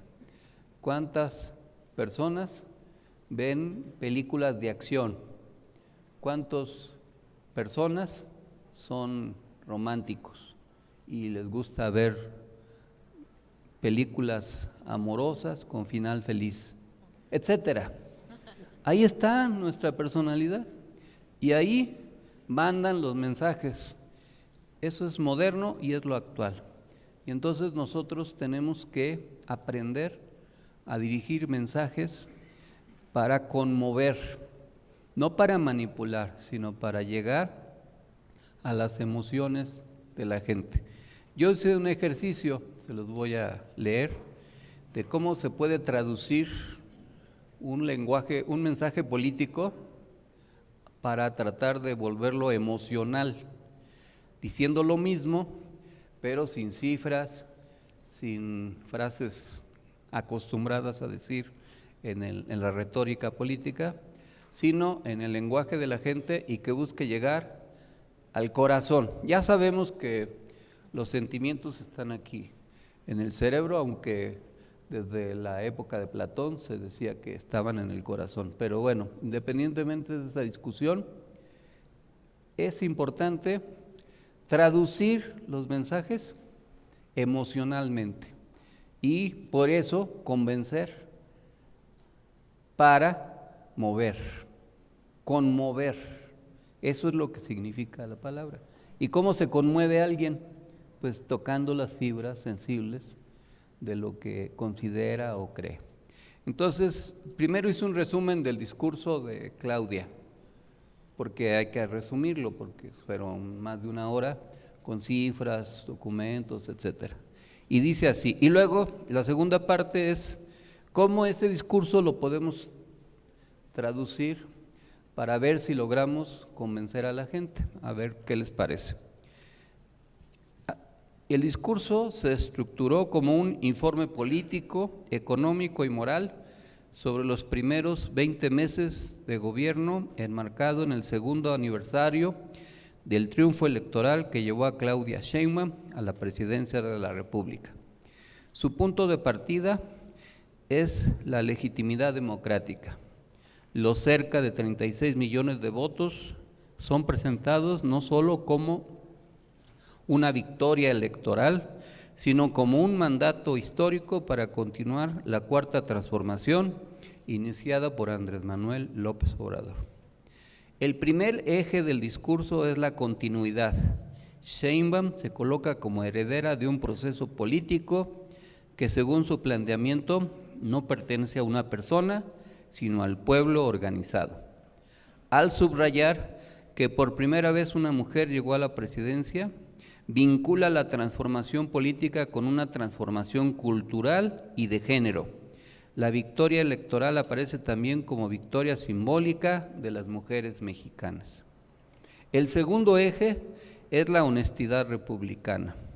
La oradora contrapone el actual gobierno con el viejo régimen neoliberal, al que acusa de privilegios, corrupción, derroche, represión y subordinación al extranjero. La austeridad, la reducción del gasto corriente, la recaudación sin aumento de impuestos y las conferencias mañaneras son presentadas como signos de un gobierno cercano, transparente y obediente al pueblo. El tercer eje es el balance económico y social. El discurso enumera datos sobre inversión extranjera, empleo, salario mínimo, programas sociales, becas, salud, vivienda, apoyos al campo, infraestructura, energía, ferrocarriles y agua. La intención política es demostrar que el llamado humanismo mexicano y la economía moral producen resultados concretos: crecimiento con bienestar, estabilidad con justicia social y desarrollo con presencia activa del Estado. Un cuarto eje fundamental es la soberanía nacional. En la parte más intensa del discurso, Sheinbaum denuncia presuntas presiones externas, campañas digitales, operaciones de desinformación y solicitudes de extradición desde Estados Unidos contra autoridades mexicanas. Su planteamiento central es que la cooperación bilateral debe existir, pero nunca bajo subordinación.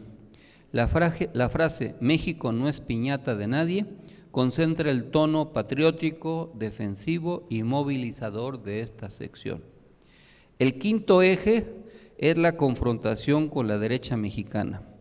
La presidenta acusa a sectores conservadores de entreguismo, nostalgia por los privilegios y disposición a celebrar la presión extranjera.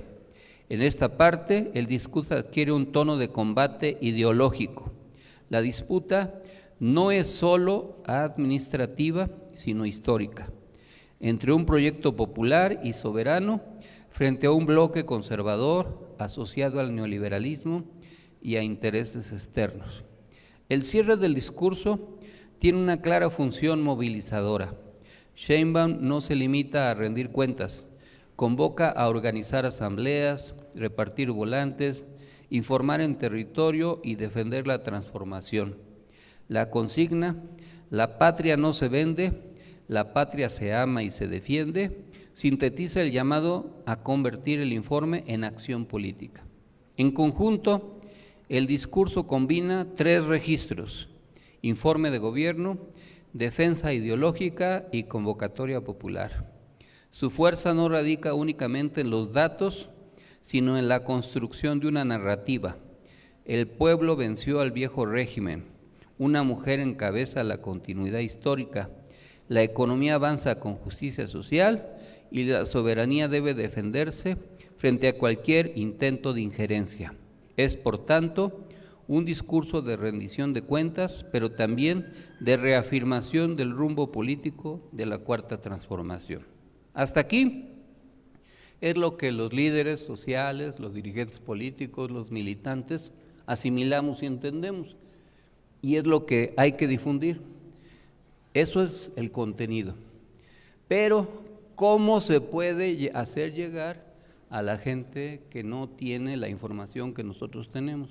¿Cómo se le puede hacer llegar incluso a personas de nuestra propia familia que no están informadas, que no están acostumbradas a leer periódicos, desde luego que no oyeron el discurso, que no les gustan las cifras, que difícilmente van a memorizar que se construyeron tantos kilómetros de trenes en determinado tiempo, o que el déficit público se mantuvo estable, o que ha crecido la economía, o que la recuperación económica es palpable porque hay una mejoría laboral, etcétera, etcétera, etcétera. Ese no es el lenguaje de la gente, eso es el lenguaje de los líderes, de los dirigentes y una parte de la clase política. Ahora, yo intenté decir eso mismo con estas palabras. ¿Y para qué lo intento? Para que ustedes, en sus discursos, intenten llegarle al corazón a la gente, a lo que les emociona, a lo que, sin ser cursis, ni manipuladores, ni falsos, ni utilizar palabras que la gente no entiende, sino buscando utilizar un lenguaje que les llegue. Y dice así: el pueblo que decidió seguir caminando. Hace 2 años no solo se depositaron votos en las urnas, se depositaron sueños, se depositaron lágrimas antiguas, se depositaron los nombres de quienes nunca fueron escuchados, se depositó la esperanza de millones de hombres y mujeres que durante generaciones vieron pasar la historia desde la banqueta, mientras otros ocupaban los grandes salones del poder. Aquel día, millones de manos sostuvieron una boleta electoral pero en realidad sostenían algo mucho más profundo, la posibilidad de que México siguiera escribiendo su propia historia. Por eso, aquel triunfo no fue únicamente una victoria política, fue el triunfo de la abuela que trabajó toda su vida sin pensión, del campesino que sembró la tierra sin recibir justicia, de la maestra rural que enseñó bajo techos de lámina, del estudiante que soñó con llegar a la universidad, de la madre que hizo rendir el alimento para que nunca faltara un plato en la mesa. Y también fue el triunfo de las mujeres de México, de aquellas que durante siglos tocaron puertas cerradas, de aquellas que caminaron detrás cuando merecían caminar al frente, de aquellas que fueron invisibles para la historia y que hoy miran hacia Palacio Nacional y descubren que una mujer llegó hasta donde parecía imposible llegar. No llegó sola, llegó acompañada por millones, llegó empujada por la memoria de quienes abrieron camino antes, llegó sobre los hombros de generaciones enteras. Porque cuando una mujer llega a la presidencia, no asciende una persona, asciende una parte de la patria que durante demasiado tiempo permaneció esperando. Y desde entonces, México ha seguido caminando, no con los pasos arrogantes del privilegio, no con la soberbia de quienes creían que gobernar era mandar, sino con el paso humilde de quien escucha, con el paso paciente de quien sabe que el poder solo tiene sentido cuando se convierte en bienestar para los demás. Porque hubo un tiempo en que los gobernantes viajaban lejos del pueblo, vivían detrás de muros, se protegían de la mirada de quienes decían representar.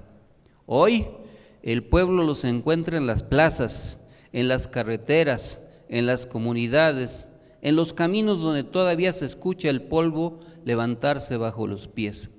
Y esa diferencia no es menor, es la distancia que existe entre gobernar desde arriba y gobernar desde abajo, entre administrar privilegios y construir derechos, entre mirar a la nación como negocio o mirarla como hogar. Por eso, cada beca entregada no es solo una transferencia económica, es una puerta que se abre.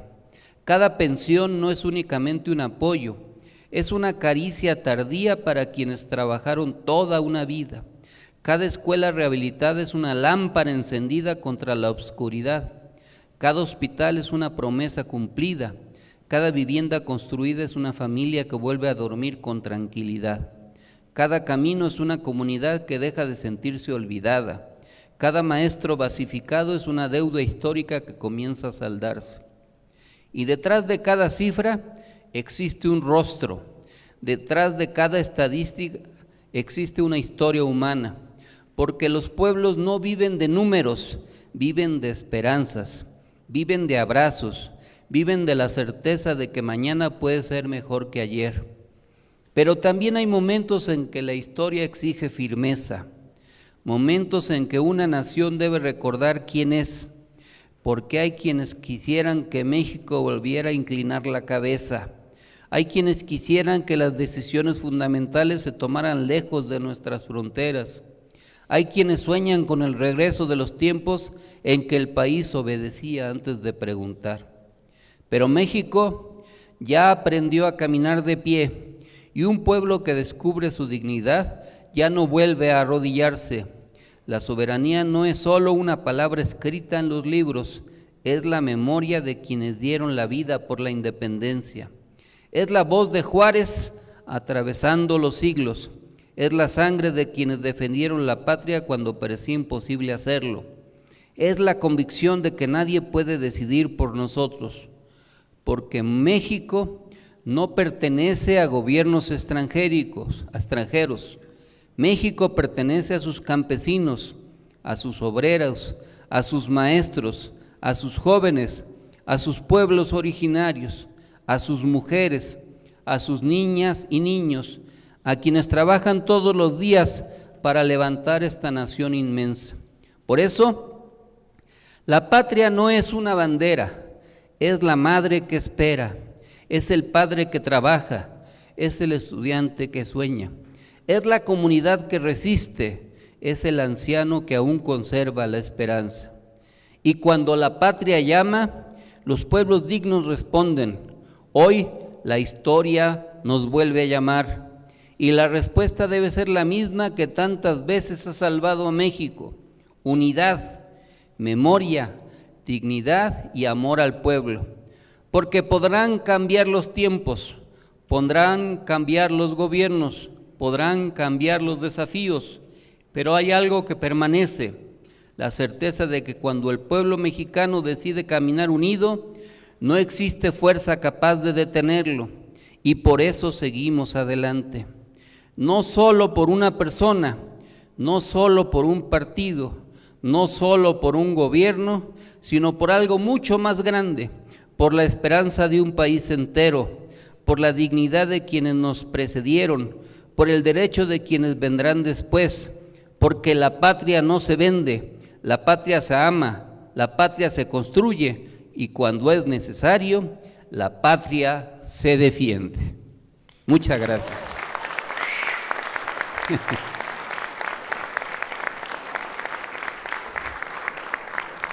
Pues ahí les dejo de tarea que cada discurso que ustedes hagan, primero háganlo como lo hacen, así como se expresan, pero luego traten de convertirlo a frases que le lleguen al corazón a la gente.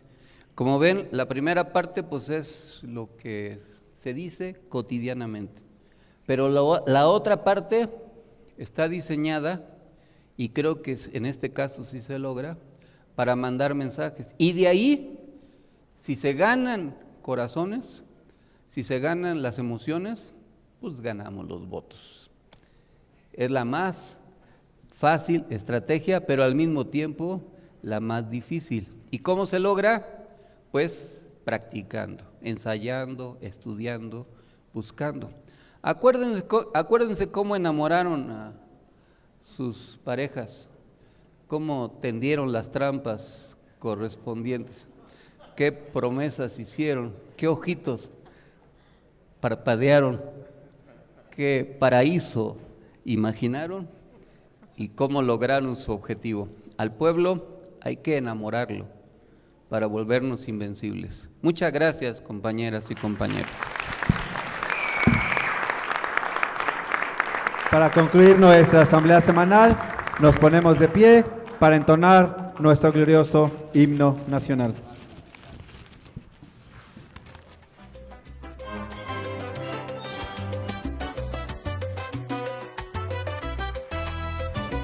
Con el pueblo en pie de lucha y la patria en la mirada.